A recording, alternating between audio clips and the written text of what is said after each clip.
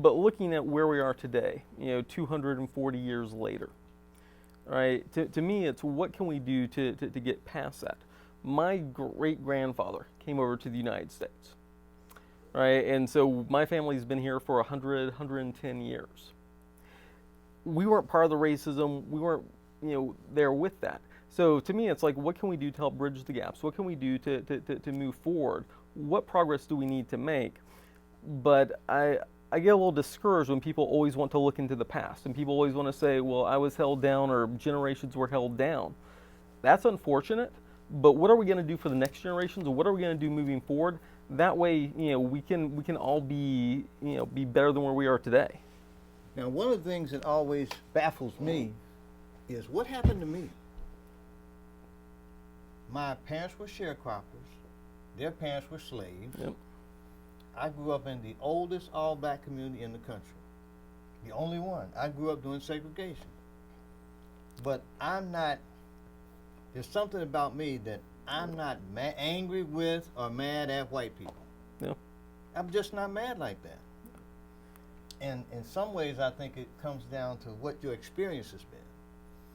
Some people have had bad experiences. I've had bad experiences. But my first experiences with white men was on my baseball team. I joined the baseball team with one other black guy, my friend Timmy. And I didn't have a glove. Timmy and I went down to the baseball field with one glove. Now our plan was, I use his glove, but we didn't ask the question about what are you going to do when I have your glove. Right. But what happened was, these two white men came up, Bob and Stan. Stan had an old army bag, and he started emptying bats and balls and stuff out of the bag, and a glove fell out. And I didn't have a glove, so I thought, well, maybe that's for me. I'm 5 years old now. And so I went and picked up the glove, and Stan says, well, little fella, if you're going to use that glove, you got to put this on, chest protector. You got to put these on, and you got to wear this. So I became a catcher only because I didn't have a glove. But it never dawned on me that these were two white men. I just wanted to play baseball. I mean, that's what I was there for. And other than that, I went to an all-black school. I mean, in my town, Lincoln Heights, outside Cincinnati, Ohio, no white people lived there. One white family lived there for a short time, George Liggins. They soon moved to Woodline, which is right next to Lincoln Heights. But my thing was, I was just living. I was just a kid. But I knew that playing on an all-white baseball team, I think Timmy and I were the only blacks on that team. Playing on an pretty much all-white team, and I went to an all-black school from kindergarten all the way to 10th grade.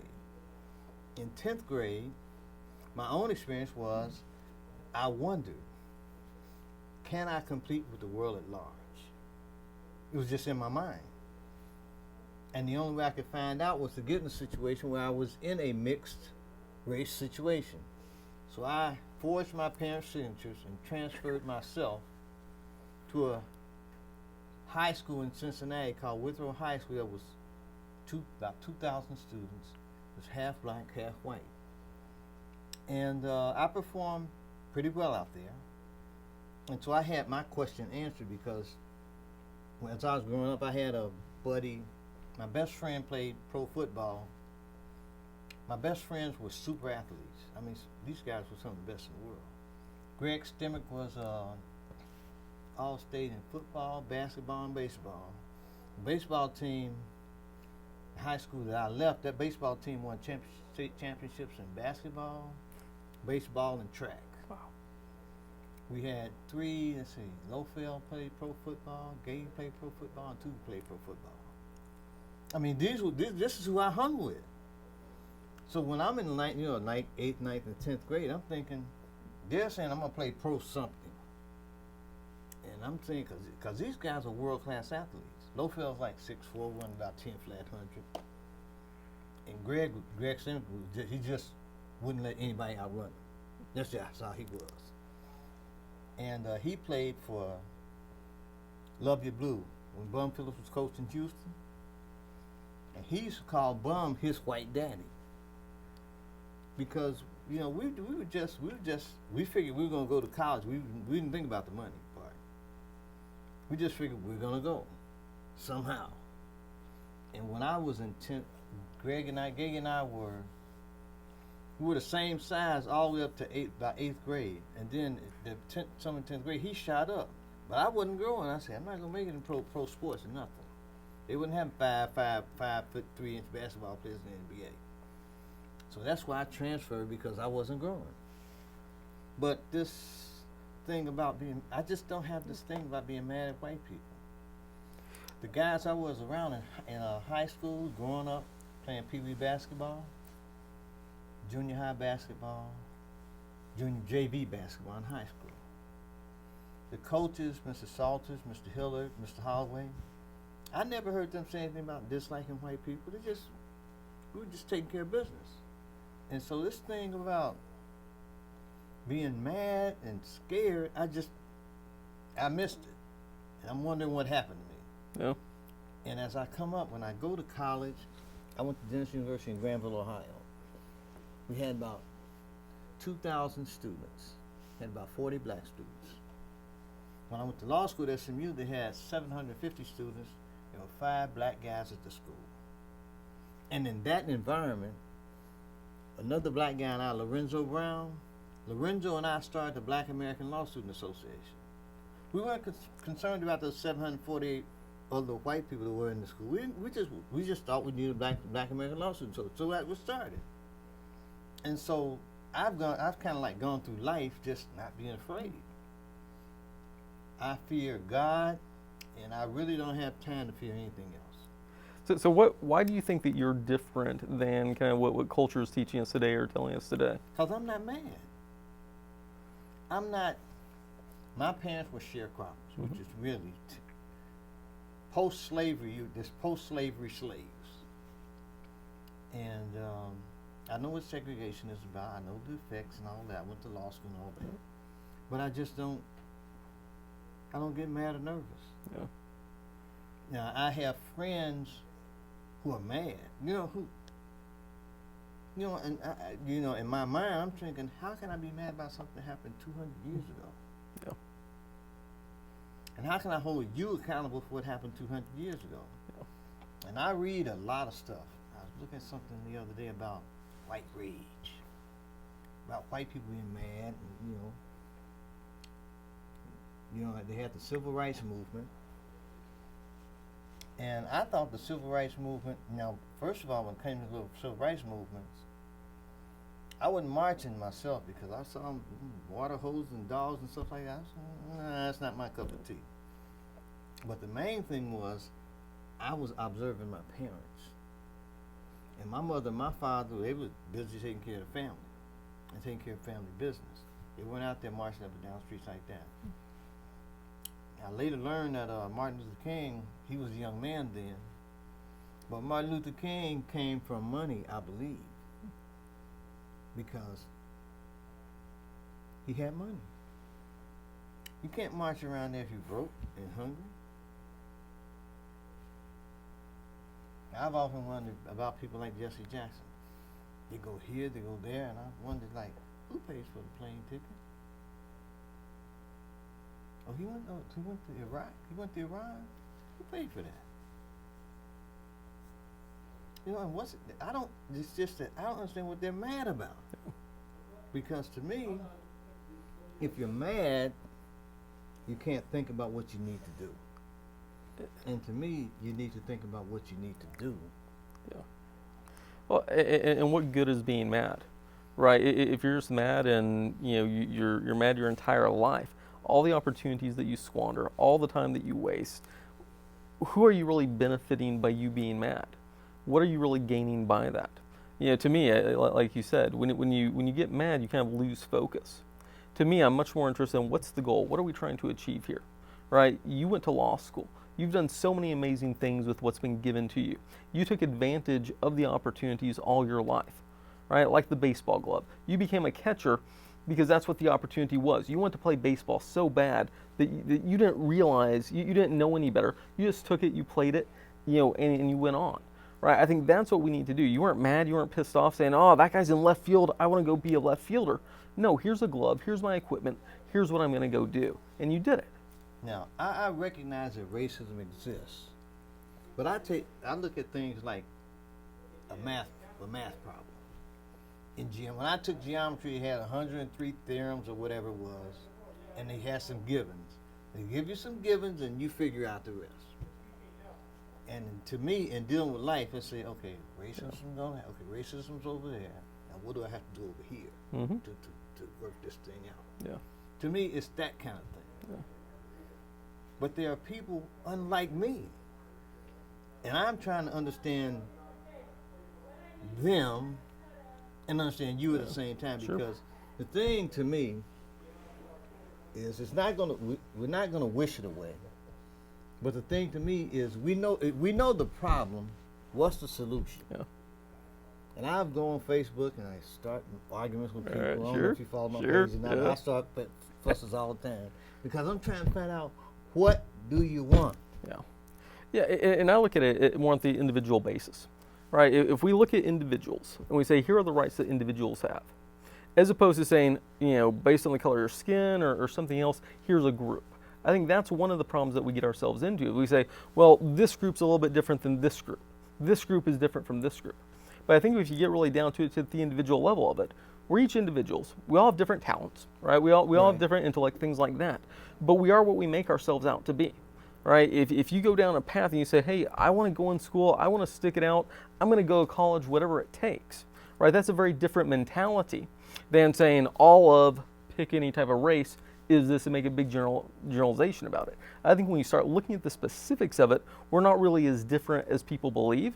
But when you try, start making these bigger groups, then we try to find differences. And we say, oh, I feel sorry for this group, therefore we need to do something to make it right.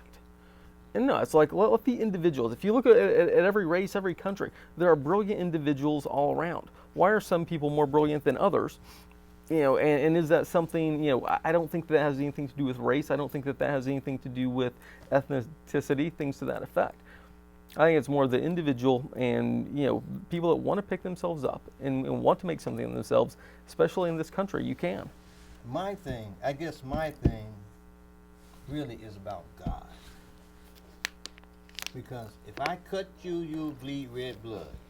True. If I cut me, I guess I'll bleed red blood. It might be blue because I may be an alien. I'm not quite sure.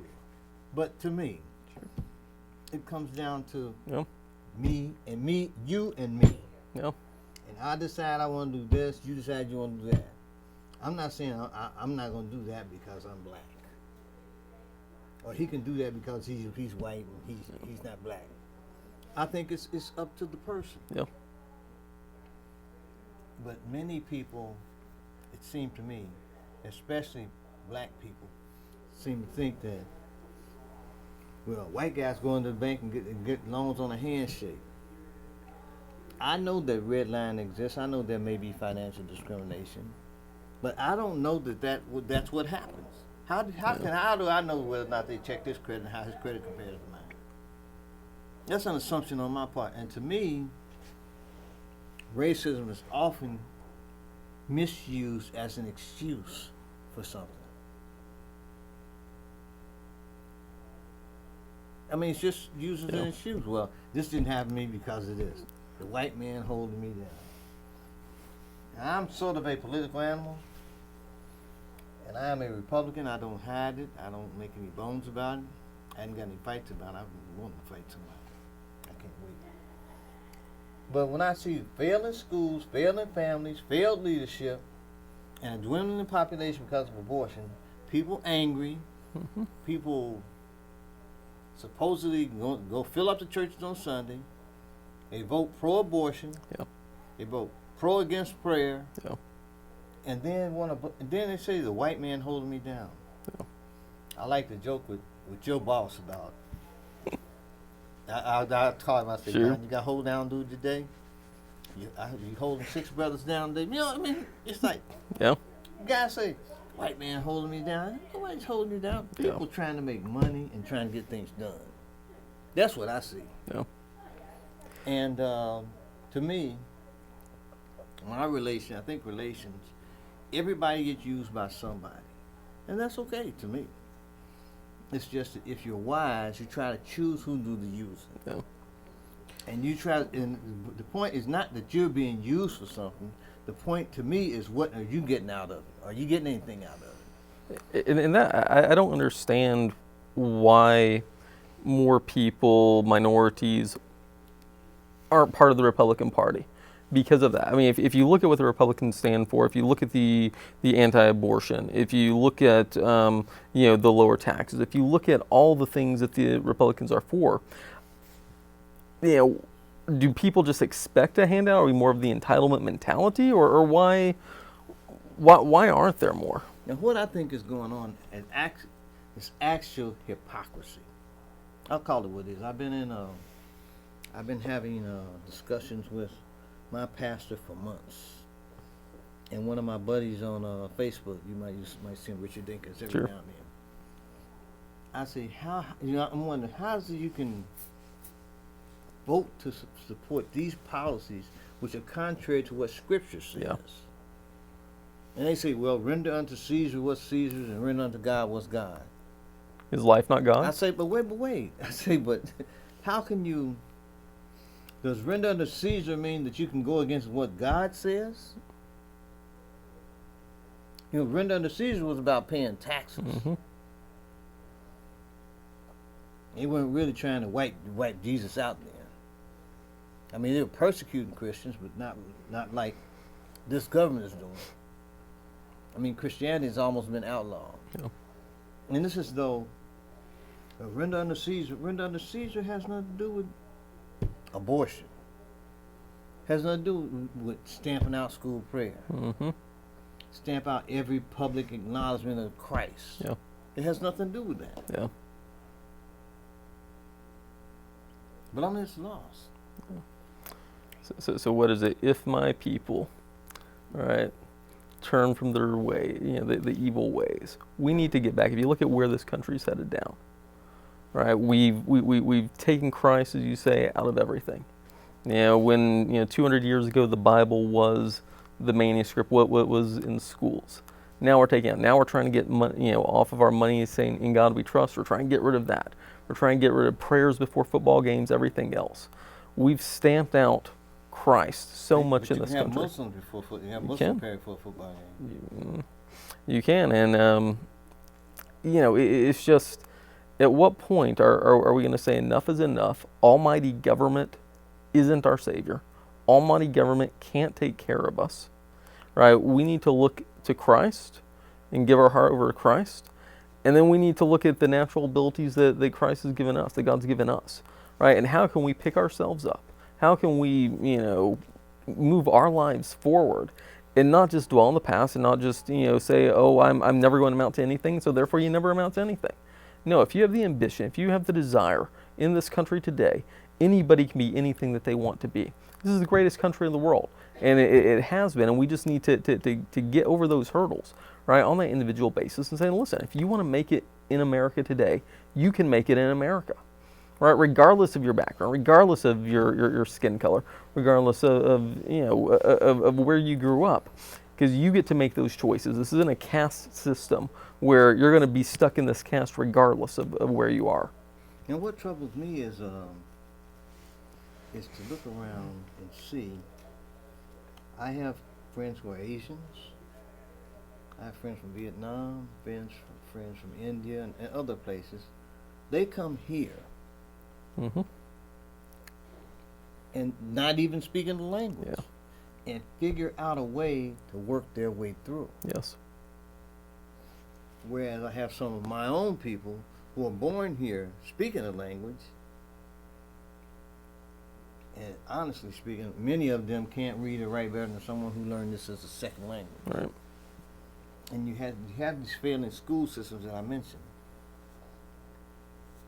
And really, they go to school to play.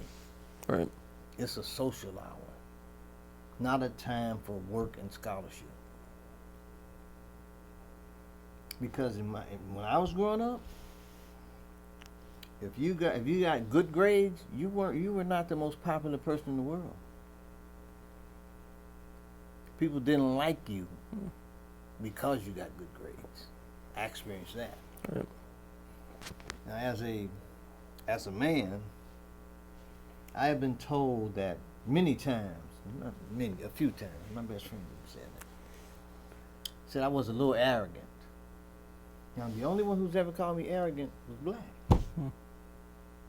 White people, the white people that I know said, Michael, you're very self-assured. You're very confident. Yeah.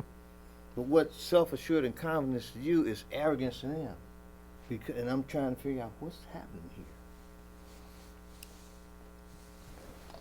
It may be because of their perception of themselves, black people's perception of themselves, and I look at it like you have no business thinking that way about yourself, Michael. Mm-hmm. That's how I take it. Mm-hmm. It's like you can't think about yourself that way because I don't think about myself that way. Yeah. But I'm caught in between because I read a book when I was in college, Crisis of the Negro Intellectual. There's two different worlds that you function in. There's a black world that you're a part of, and there's a white world that you interact with. And you're perceived differently by those two worlds. That's how I reconciled that, the arrogance deal. Because no white person ever said I was arrogant.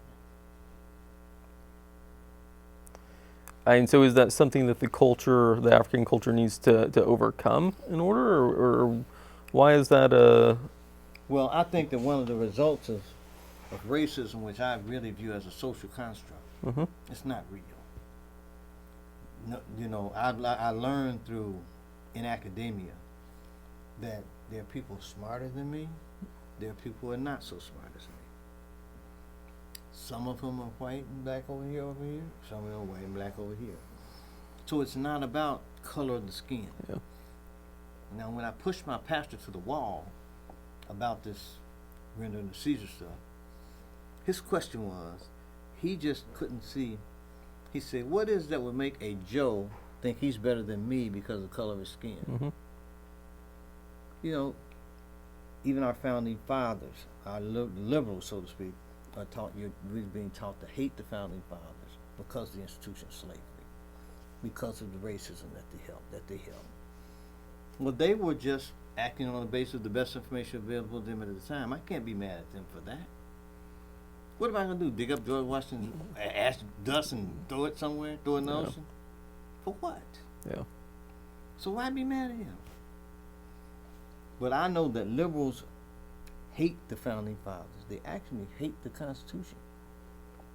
I know that. All men are created equal. Nobody's equal. I say if all men are created equal, go out there and dunk like LeBron. Mm-hmm. If we're all equal. We all are endowed with equal abilities. We're all entitled to equal treatment as humans. All right. But I'm not sure that includes marriage and all that. Because marriage is something that happens inside a society. Mm-hmm. And a society can have rules. And right now, it seems to me that there are no rules. We try to accommodate every individual whim. And we can't do that and have a civilized society. Yeah.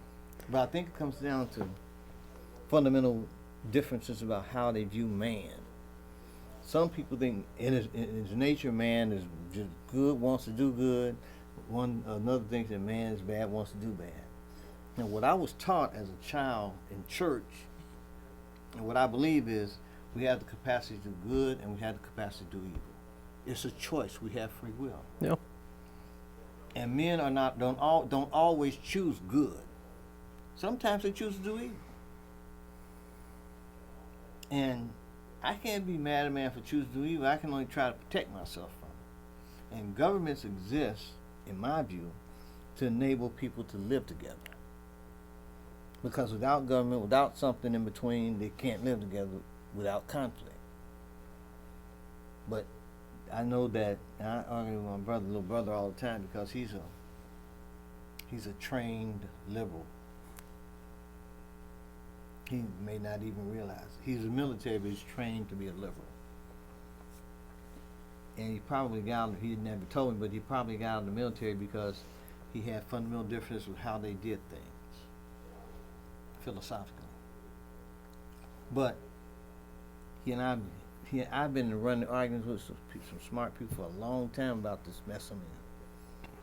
But I'm trying to find an answer, not Mm-hmm. just questions. Mm-hmm. And I think some of the answers are very simple. Because if you think that man is good and wants to do good, you can think that, Mm-hmm. but history says otherwise. Yeah. The Bible teaches otherwise. All right. What was that my little brother said last week? He said, God made us like him. And I told him, I said, God made us in his likeness, Mm-hmm. not in his essence.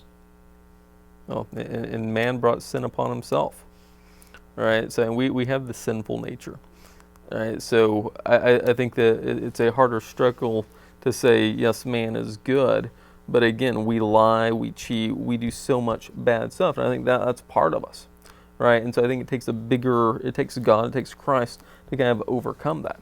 And even with Christ, you're still going to have failures. You're still going to, have issues, struggles. But I think that's the only way that you can kind of make it through this path. If you're looking for government to make all of these rules and enforce all of these rules, just so that we can live together, government's going to fail, right? And especially when you look at saying that we need equality of outcomes. That's the one that gets me the worst. When we say, okay, I'm not LeBron James. I cannot dunk worth anything. Yet, if you want to say, well, Joe, you just need to work harder. We need to put you in more government programs. We need to do other things. And you'll dunk. Then I'll dunk. And it's like, that's BS, right? And we know it's BS. And if you make it into those types of situations, you can see it. Yet, time and again, government, liberals, progressives, are looking and saying, okay, how can we make these outcomes the same? We have failing schools. Why do we have the failing schools? Is it because of the teachers? Is it because of the principals? Is it because of the parents? Is it because of, what's the real driver? Why do we have these schools that fail? Do we not hold the same bar for everybody? And so I think that's, when you start getting into those deeper issues, it's what can we do, to make sure that everybody can read and write. Because if you can't read and write, by the time that you graduate high school, you're going to have a very hard life. What can we do to and again, if students don't want to, if they're not getting the benefits from home, if they're not getting the benefits, what's the difference? Why aren't people able to kind of grasp and to get those basic things? Well, that brings up another point that I read a book by Douglas Wilder, who was the Democratic governor of Virginia. His book. I read it a few months back. In his book, he said that black people in 1880 could read and write better than they can right now. Wow. Right now.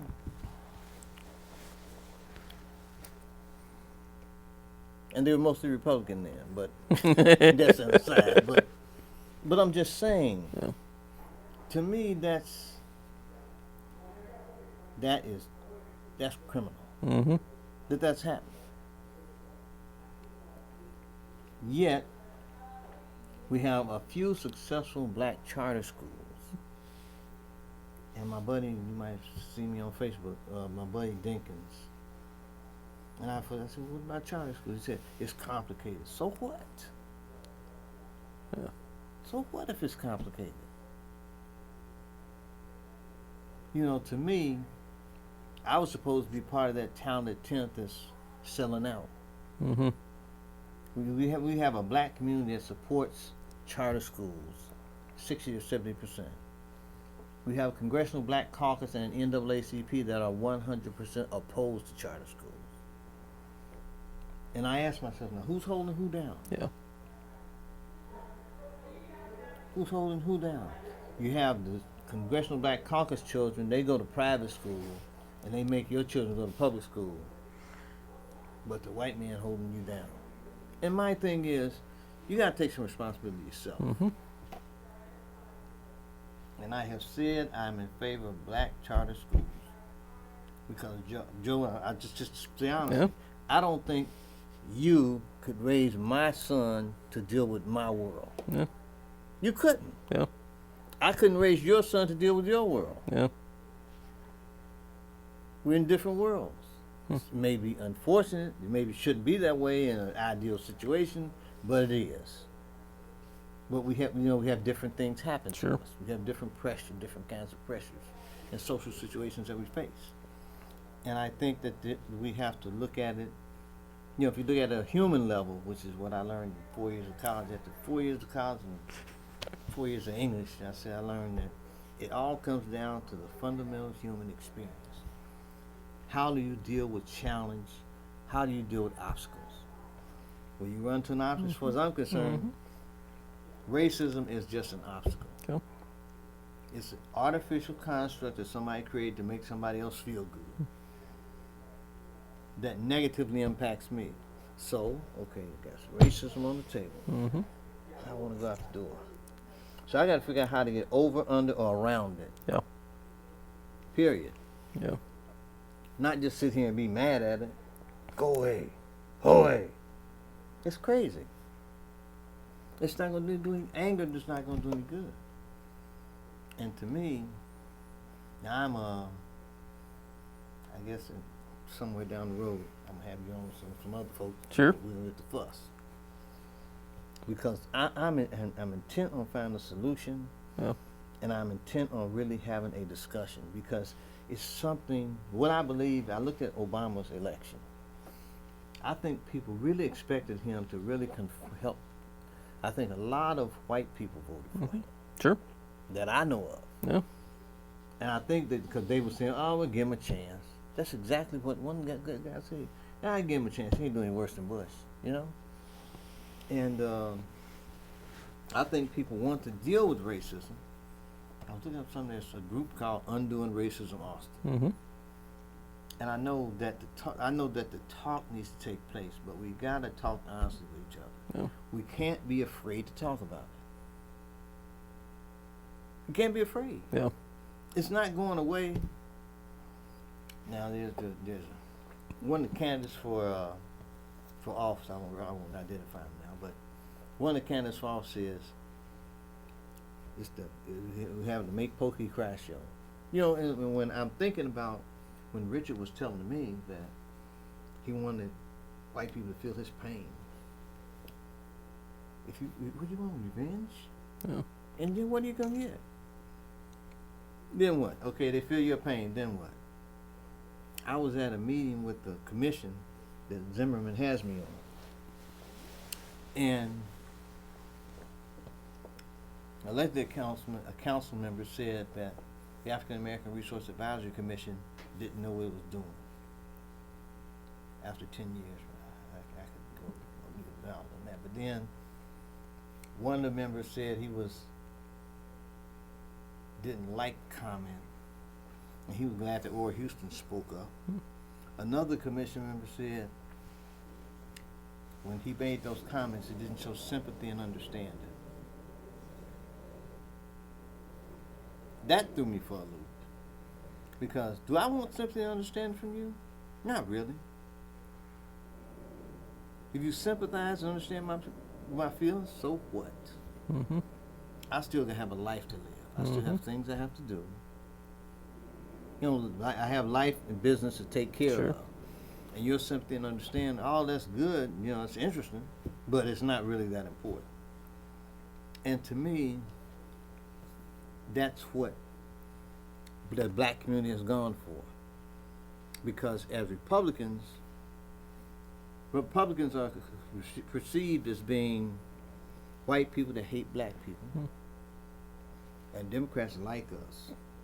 They're killing my babies. They got me in cities. They got me in messed up schools. They messed up my families. They got men marrying men, women marrying women. But they're cool. They like me. It's about affection, not about respect. And I think I've had this conversation with your councilman. I think he asked me to be on that commission because I think he respects my abilities. Yes. I don't know if he likes me or not. I haven't asked him. Who can't like you, Mike? You're one of the most likable people. That's not what they say in other communities. I go in places you can't stand me walking in because I don't think like they think. Yeah. Because I don't care whether you like me or not. Yeah. I've been disliked since I was in first grade. You get all hundreds, they just like you. you messing up the curve. That's what they should say. I told my baby sister one time, I said, Paul, I can tell you what they say about me. Messing up the curve. I wasn't working on no curve. Mm-hmm. You had 10 problems, I want to get all 10 right. That's what I want to do. Yeah. If I can do it, I had a brother, and I have brothers and sisters who have abilities just like me. I had a brother who said, Michael, I could have got all of them right, but I just missed one or two just to fit in with his friends. Yeah. Not me, you know, to me, if I get them all, get them all. Your friends so-called friends get mad, Mm-hmm. let them get mad. Sure. But there's a certain amount of almost disdain for scholarship that I've encountered. That's interesting. I mean, so is it like you want more of a group mentality of, hey, let's all move together at the same speed, don't want somebody to be better or worse, or is it just, just don't want you to be better? If you're better, Uh-huh. You're not necessarily popular. Okay. That's the best way I put it. Sure. I think it's really simple envy. Jealousy, envy, that kind of Sure. Be down here with us. No, I want to do what I'm going to do. I want to do what I can do. Yeah. But because people like to fit in. I don't mind not fitting in. Because I think it comes down to the individual being secure with yourself. Right. And the most important thing for me is to be comfortable with me. Not for you to be comfortable with me, not for me to be comfortable with you, but for me to be comfortable with me. Sure. Now, on the racism deal, I just think that, like I said, I know it exists because people are programmed that way. We all have biases. I believe that. Mm-hmm. If there's a white team playing, a black team playing, I'm rooting for the black team. You probably root for the white team. And that's okay. I'm not mad at you. You don't have to root for who I root for. You root for whoever the hell you want. You're a free person. Mm-hmm. But that's what I do. If there's a white coach and a black coach, I'm rooting for the black coach. And I don't see anything wrong with that. I hope you don't. I don't care if you do. I don't care if you do. Sure. Wayne would say, I don't give a damn if you do. I really don't. I'm not supposed to use family on this show. But damn is not for family. If you listen to some of these records, it go further than that. But my thing is to be honest in your discussion. It's hard to discuss. People are just uncomfortable talking about racism and prejudice. I think it's a tough subject, right? I think people it makes you look at yourself, right? And it makes you look at, kind of your failures as well. And again, I think you start looking at different groups as opposed to individuals. I think when you look at the individuals, right, you have some people that are skilled in some things, some people that have more talents than other things. And that's okay. That's good, right? I think we should celebrate. If you make great grades, you shouldn't be held back because of that. You shouldn't be, a martyr because you have intellect. Those are the things we need to celebrate. What makes the people, what their talents, what their gifts are. We need to push that forward, not try to hide or say that mediocre is where we all want to be. Well, God, I believe God gave us varying abilities to do various things. Sure. And to me, it's to try to make the most and the best of what the good Lord gives you. Mm-hmm. And don't complain about it. Yeah. And it's like being in this country, I frequently talk to my little brother who talks about they had gay couples in Denmark and all that. Won't y'all go break in there? Why is this the only country people are breaking into? Yeah. Are they breaking in here and breaking into the United States for a stimulus check? Really? I read something the other day we were talking about. There's a $42.5 billion stimulus coming. Jeez. For the middle class. That's help the middle class. The middle class has to work. Mm-hmm. The middle class has to be able to work and save and move up. Mm-hmm. You can give all the money in the world. They gave us stimulus. Mm-hmm. You give us stimulus, all you're going to do is go buy you a new flat screen TV, some new Jordans, some new this, some new that. Mm-hmm. With the people who make that stuff and who sell that stuff and they'll become more enriched. You just had a temporary bump in your circumstance, and I've turned a matter of that matter. I call it feel good economics, because that's what it is. Mm-hmm. It makes you feel good for a few minutes. Yeah. And then it goes. Yeah. Well, and then we have a $19 trillion national debt, so we can dole out this $40 million or however many hundreds of billions of dollars you've already spent. Here's what's happening on the economy to me. We have an economy based on debt. Mm-hmm. They use credit cards and extension of credit to create artificial demand. Mm-hmm. It's not real. And one day, they're going to come. Chips are going to be called for. Yep. And it's not going to be there. I agree.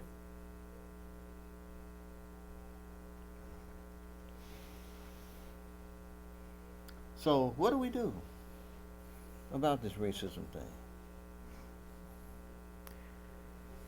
I think continue having those hard conversations, right? Getting the groups together. I know that you've had different talks at different at Houston Tolson and other places, right? And just trying to get more people involved, more people engaged. Well, we got this there's a race unity symposium at Houston Tolson every year. Next year will be year 11. Okay. And I wish they would have that hard conversation there.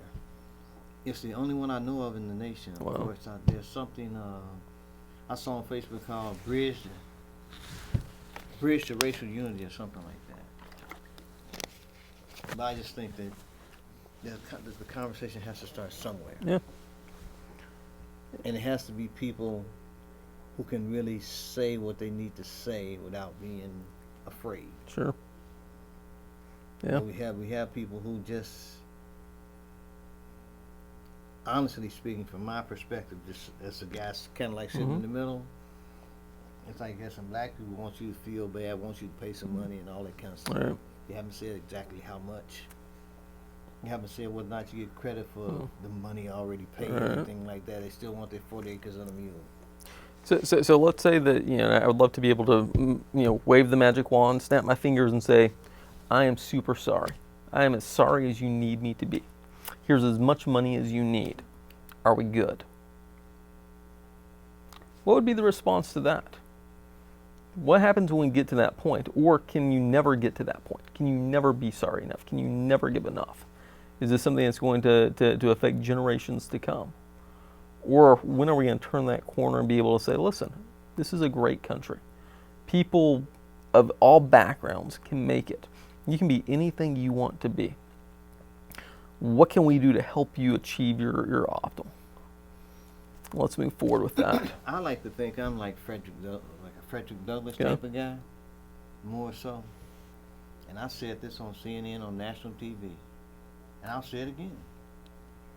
I said, I don't care what Trump or any white man says. I really don't. Mm-hmm.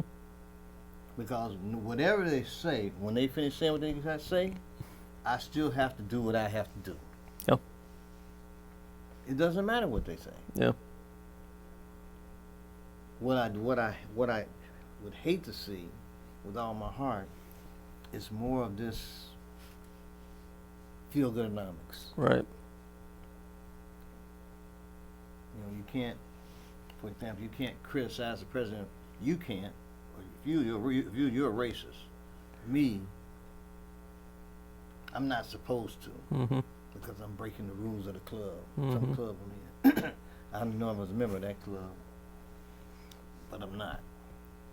But it's like, really, in my view, he got free pass. He was not vetted.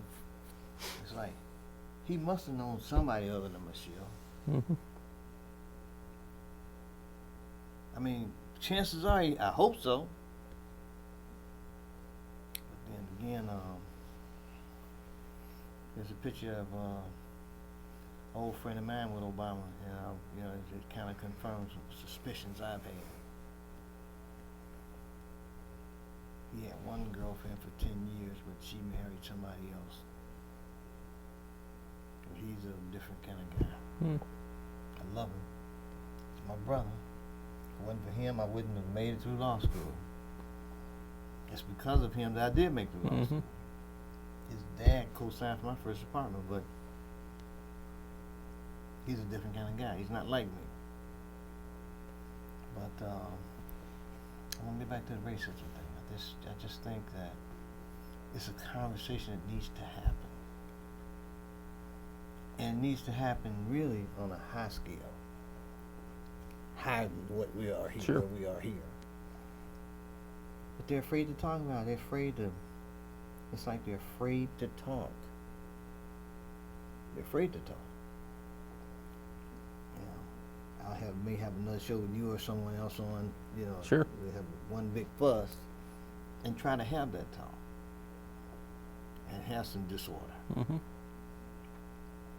But I try to think, and I try to be a reasonable man, you know, you know, to be able to talk to. I think that if people would look for solutions rather than problems, or if there was some finite number that would satisfy everyone. You know, in my question, I have asked on Facebook, what do you want?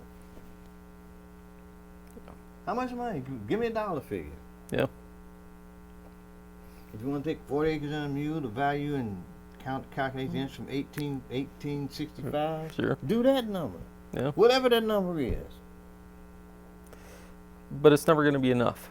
Yeah, and I remember, I think it was a Saturday Night Live skit back in the 90s, maybe in the 80s, with the Reverend Jesse Jackson.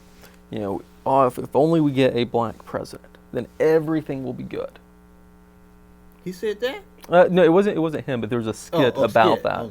Okay. And again, it's kind of, okay, great. So now Obama's been a president, but it's still not enough. It's still not enough. And so I think again, it gets back to, we are a broken world. We are a broken society. Until we love our neighbor like ourselves, right, we're still going to have this. And so what can we do, to again help bridge some of those gaps?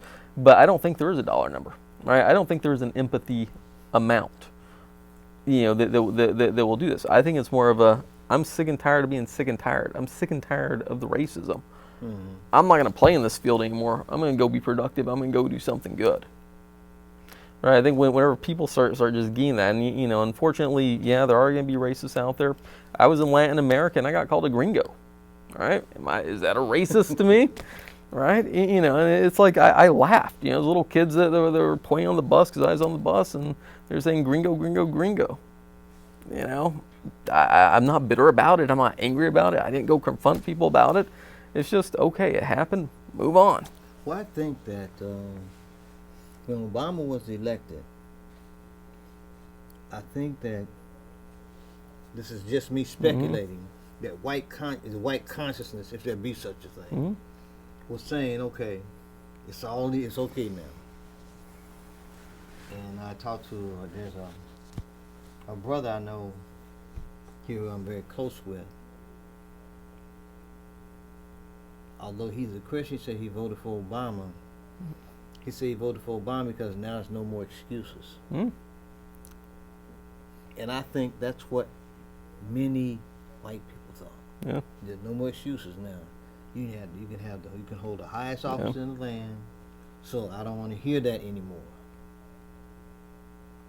But then you have people who believe that his election was not enough. And I think, honestly speaking, I think that Cedric Entertainment made a joke about it one time. He said, if there were a black president, he'd get assassinated. He hasn't got assassinated. Yeah. And I think that I just don't get the feeling that his election was enough. I would agree. Yeah, and I think you could have, I think Hillary more than likely is going to get elected.